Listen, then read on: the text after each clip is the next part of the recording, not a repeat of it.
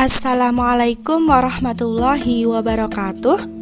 Selamat pagi anak-anak, bertemu lagi dengan Bu Diana dalam pelajaran IPA kali ini. Semoga anak-anakku dalam keadaan sehat dimanapun anak-anakku berada. Baik, pada kesempatan ini kita akan belajar bersama mengenai hukum Newton. Hukum Newton itu ada 3 macam. Yang pertama hukum 1 Newton, yang kedua hukum 2 Newton, dan yang ketiga adalah hukum 3 Newton. Mari kita pelajari satu per satu. Baik, yang pertama ada hukum 1 Newton. Setiap benda cenderung mempertahankan keadaannya, yaitu tetap diam atau tetap bergerak dengan kecepatan konstan.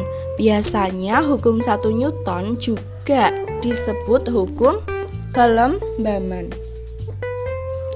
Contoh dari hukum 1 Newton adalah saat kamu berada di dalam sebuah mobil yang sedang melaju kencang, kemudian tiba-tiba direm, badan kamu akan terdorong ke depan karena badan ingin mempertahankan geraknya ke depan.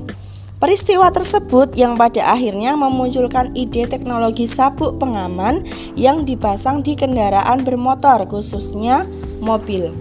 Baik, Newton menyatakan sifat inersia benda bahwa benda yang tidak mengalami resultan gaya atau sigma F sama dengan 0 akan tetap diam atau bergerak lurus beraturan. Hal ini selanjutnya dikenal dengan hukum 1 Newton. Baik, secara matematis hukum 1 Newton dinyatakan sebagai sigma F sama dengan 0. Kita masuk ke hukum 2 Newton.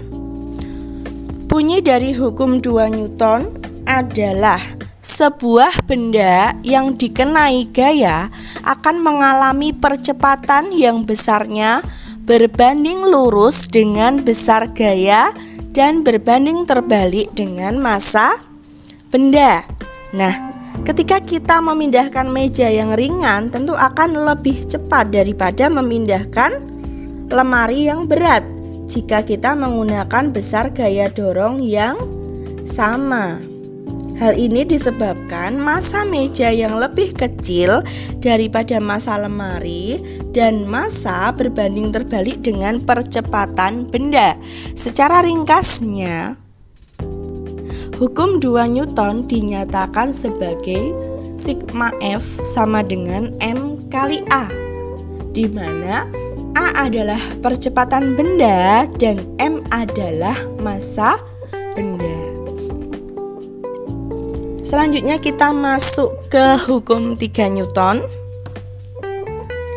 Nah, hukum 3 Newton ini bunyinya, jika benda pertama mengerjakan gaya aksi pada benda kedua, maka benda kedua memberikan gaya reaksi pada benda pertama yang besarnya sama tetapi berlawanan arah. Contoh dari hukum 3 Newton ini, seseorang berjalan di atas lantai, maka aksinya adalah kita mendorong lantai ke belakang, sedangkan reaksinya adalah lantai mendorong kita ke depan. Atau ada seseorang yang sedang berenang. Nah, aksinya adalah tangan mendorong air ke belakang, sedangkan reaksinya adalah air mendorong badan ke depan. Baik, secara matematis pernyataan tersebut dapat dituliskan sebagai F aksi sama dengan min F reaksi. Baik, sekian belajar hukum Newton. Banyak salahnya mohon maaf. Assalamualaikum warahmatullahi wabarakatuh.